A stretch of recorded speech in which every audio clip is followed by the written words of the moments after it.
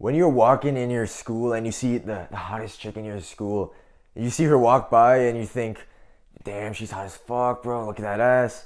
And then you go on with your day, go home, go look up fucking videos of girls with similar hair colors to hers on Pornhub and jack off to them. But when I see that girl, when I see the hottest girl in school, I think to myself, damn, she's hot as fuck, but damn, I could probably get her number. Yeah, I could probably do it. Shit, what should I say? Nah, fuck that. Let me just go say it. Let me just go. If you're setting goals for yourself and you always feel like you're going upstream, you feel like it's unnatural to you, I'm telling you, you can rewire the way your brain thinks to make your body go after success on its own like an aimbot, pointing you to success.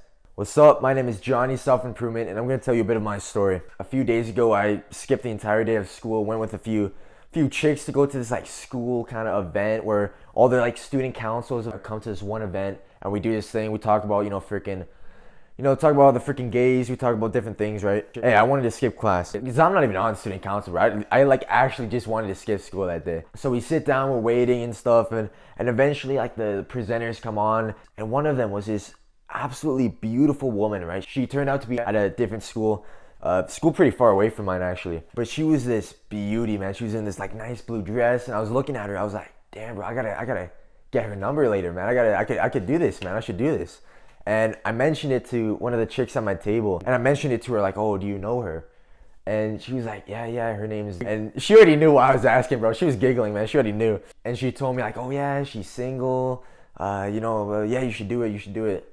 And she was actually surprised because she said she can never understand my type because my type switches every 5 minutes apparently. But whatever, she was beautiful, right? Okay, so I found out she was single. I found out she was like hyping her up, right? She was like gassing her up. She's like, oh, she's a smart, independent woman. She's all this, she's all that. And I was all about it, man. So I was like, okay, I'm gonna go ask for her number, maybe towards the end of it. So I said to myself I was gonna do it a bit later. And then at the lunch, right? We had a lunch break, got some food, went back to sit down, bro. My anxiety was fucking getting the better of me, man. My anxiety I let my anxiety start freaking doing push-ups, fucking Rocky training, drinking 6 eggs, man. Because I started to think about what I was gonna say. I started overthinking. I was like, should I say this? Should I say my name first? Should I give the compliment first? And me being the freaking cold approach freaking master, right? Bro, even I still get crazy anxiety when I stop to think about it. When I want to go up to approach a girl, when I stop and think about it, I get crazy anxiety, man. And that's what I was doing, bro. I was thinking about it. I was thinking about what I was gonna say and all these specifics, man. And I was like breathing hella loud, man. The chicks next to me were like, Johnny, why are you breathing so loud? What the fuck's wrong with you? I'm fucking breathing on these damn carrots on my plate. My heart's pounding. And as I'm like inhaling like it's the fucking last breath before we go on to Mars or some shit. I remember self-hypnosis.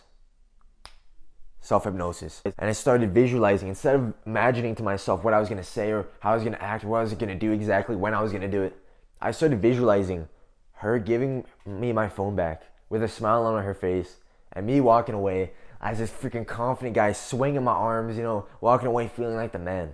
I envisioned the end result, and I started to calm down a bit. I was like, all right, I got this, man. I started to feel that confidence as if I started to feel the confidence from that visualization as if it were real, and I started to calm down a bit. And skip to the end, we took this photo outside on these rocks, and we're walking back down, and like shit's officially over. We're free to go. And she was like talking to like some people in this group, and I was like, oh shit, man, should I wait? And I was, with the chicks I was from before, and I was just like, fuck it, man.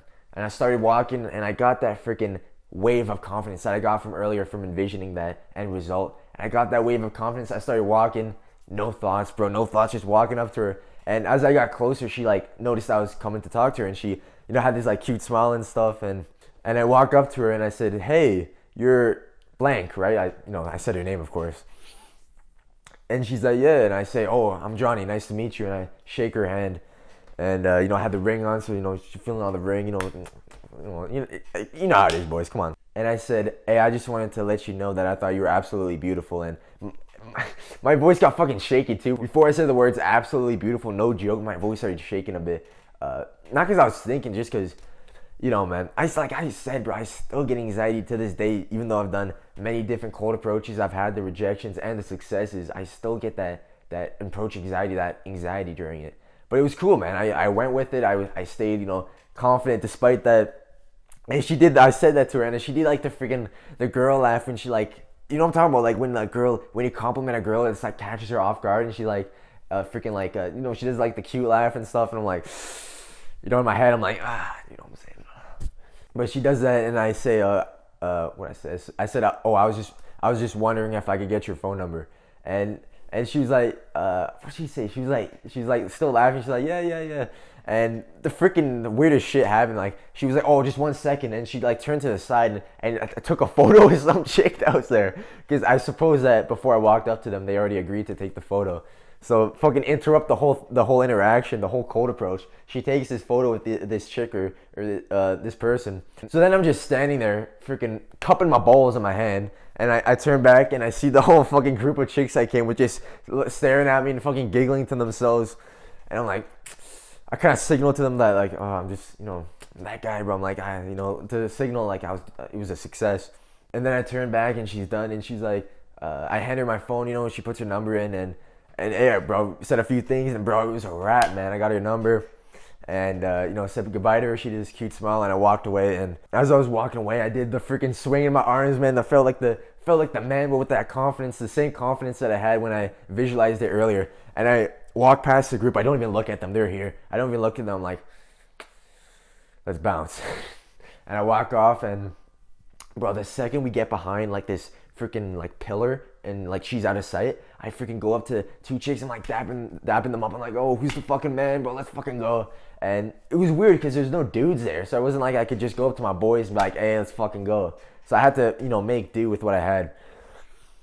But I was fucking freaking out. I felt like the man, bro. I got this. Because we started walking to go leave, and I got this high, bro. I swear, it's the cold approach high. When you get that when you get a girl's number, you get a high. I swear to God, especially when it's a really beautiful hot girl's number. Bro, I felt like I could lift a car, bro. I felt like I could freaking climb up the universe. I could lift up my future. I could do anything, bro. And the takeaway from this is that what you visualize, that is how you feel.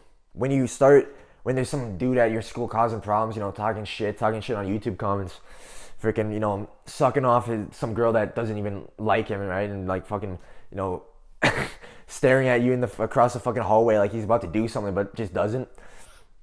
When you envision like fighting that guy, you start to like, your heart starts beating a bit. You might like, your hands might get a bit sweaty, you might get a little hot.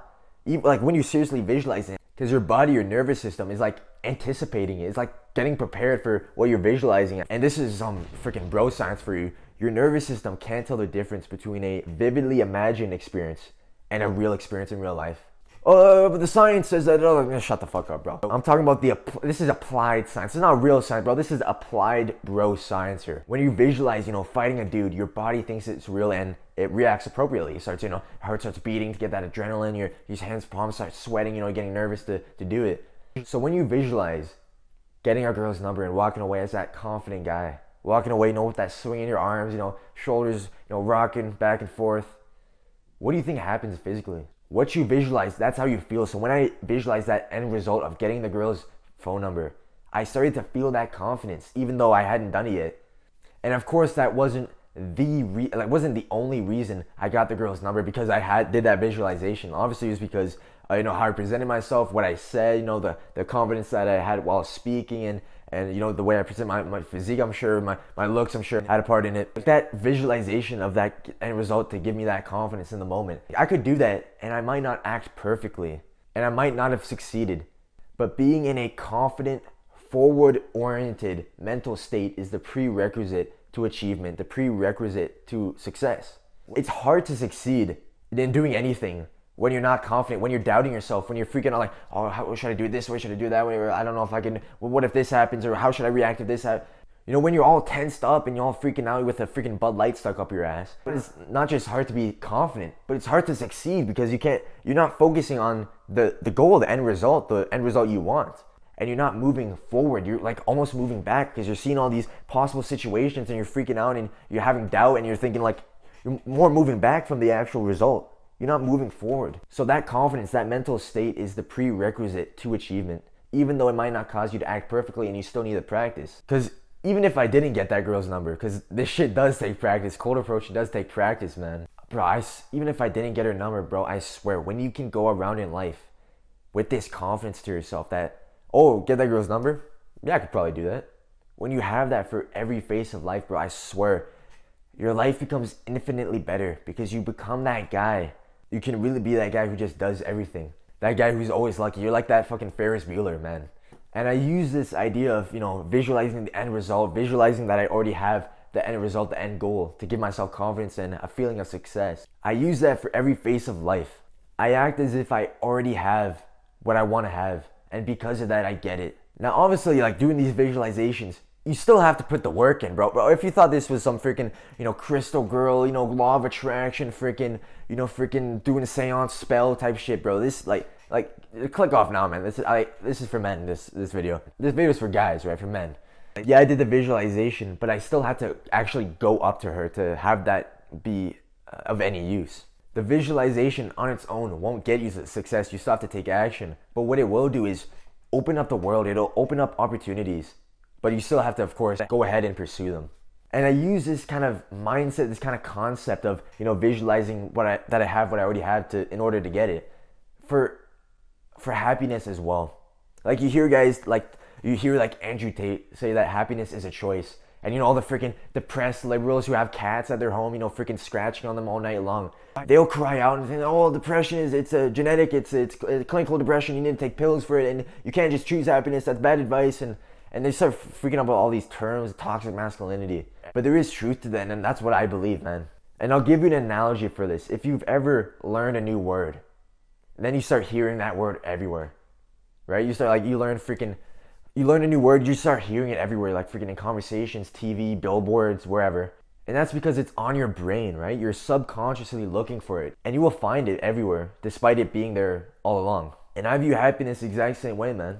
You can choose happiness. I believe that. Like, I believe that I'm the luckiest guy on earth. I believe that everything will work out for me in the end.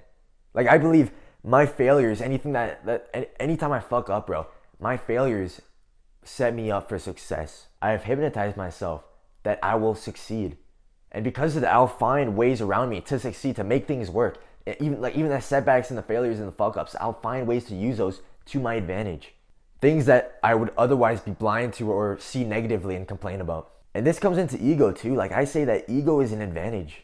You hear about ego being the enemy, Ryan Holiday, the book and all this. And yeah, humility is extremely important, because if you have too much arrogance and you think that there's nothing new for you to learn and there's nothing that you can take from other people, then yeah, you're going to stay stuck where you are. So yeah, you do need humility, but having a big ego is also an advantage if you use it the right way. Because like I said, bro, I believe I can do anything. And that belief, like that true belief, if you really have that, that is priceless for young guys like us. Because you see those like 20-year-old, 30-year-old, athletes or businessmen or, celebrities, people in the public who are like, yeah, they have this strong belief in themselves and they tell these motivational speeches and you see it on Instagram.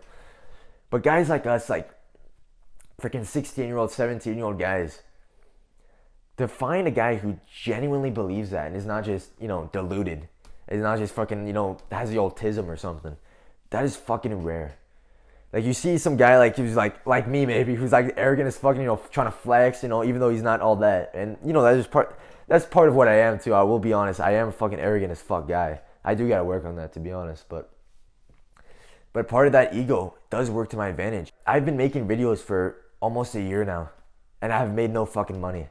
And then you hear that and you sound like this is a fucking dumbass. What the fuck is wrong with this guy? But it's because I have that belief in myself. I have that belief that if I figure out how to speak in these videos in a more authentic manner and build up an audience of, true fans, of guys who truly connect with what I'm saying and can relate to my stories and can take that and use it in their own lives and improve their own lives. I believe if I can spread this message to those guys, that I can make a serious movement here. I can make a serious addition to this movement that's already been started. Be able to take care of myself, be able to finance myself so I can do this as a full fucking job, man. Fucking teaching young guys and making guys strong again for years to come. Like, I genuinely believe that I'm gonna make this work, man. Despite any, fucking people at my school saying, oh, he's a fucking misogynist because he makes videos about mental health, And I'll tell that to guys that, oh, my goal is, 50K subscribers, and I want to make 10K a month. And they'll tell me, what will they tell me, man? You know this, whenever you tell someone a big goal you have, what do they tell you? Be more realistic. What the fuck does that mean? Let's stop for a second. What does that mean, be more realistic? What being more realistic means is When someone tells you to choose a more realistic goal, they're telling you to choose a goal that's more likely to come true. And what's more likely to come true is the average. Because what most people have, that's what's most likely to come true, right? So what they're really telling you is to be average. What great advice, eh? And you might be the one giving that advice. You might be the one giving that advice to yourself. Why would you try to hold me back or hold yourself back with that advice? Like, guys who talk like that, I don't want you near me, man. Like, I don't want you fucking near me with that. Because that shit's gonna spread onto me through fucking osmosis, bro. And when you have that mindset that, oh, I should, choose the average, choose the more realistic goal for my life or for these goals I'm setting myself on self-improvement, what happens? Oh, well, most guys don't cold approach girls. Most guys, talk to girls on Snapchat. Bro, if I would have taken that advice, bro, I would be fucking, who knows where I'd be, bro. Most of the dates that I've actually gone on came from me either meeting a girl in person or me getting a girl's number. Like, maybe one or, I think two, what was it? Oh, fuck that. I've only been on one date where our first interaction was on Snapchat.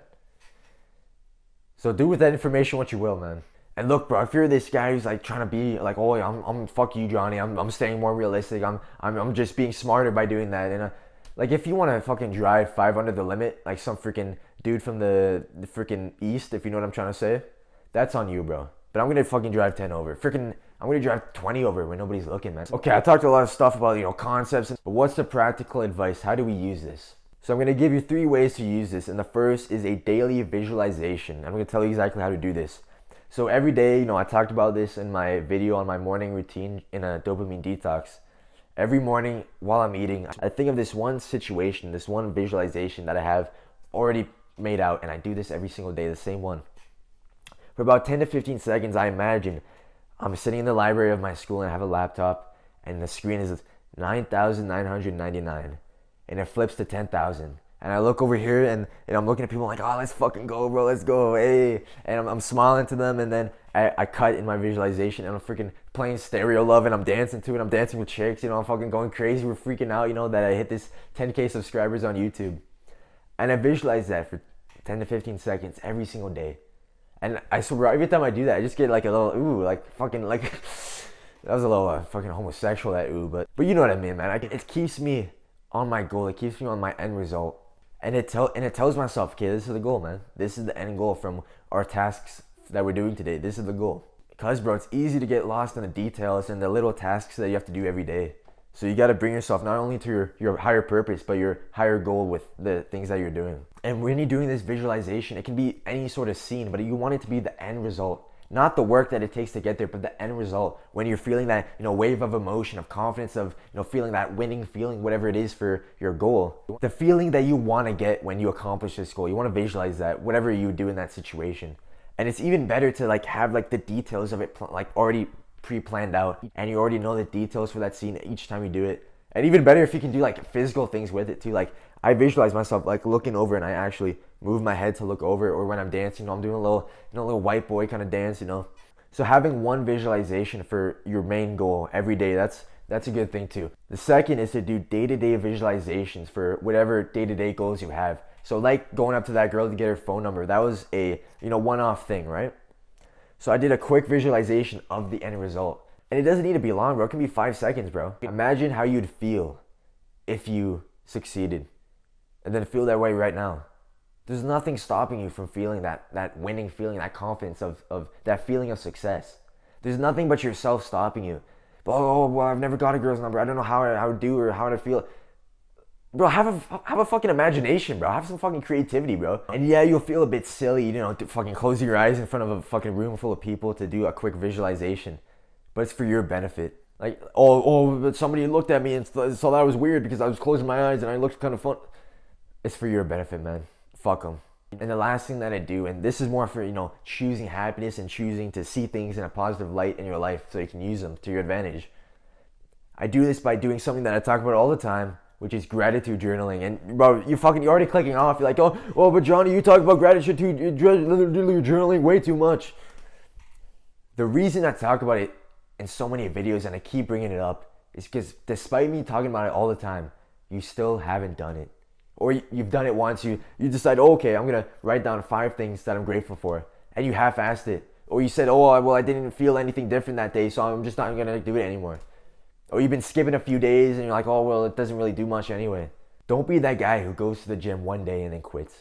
That guy who goes to the gym and says, oh, well, I didn't feel any different and I didn't lose any fat, so I'm just not going to go anymore. And if you actually don't know what gratitude journaling is and you're just walking in on this, then gratitude journaling is just writing 5 things a day that you're grateful for and really feeling that gratitude. Not just writing it and then going on to the next one, but really feeling how grateful you are for that and really taking the time to stop and think, wow, man, I'm so grateful to have that buddy of mine. I'm so grateful for that, other night where it was a complete disaster, but hey, I'm grateful for this moment and for that moment.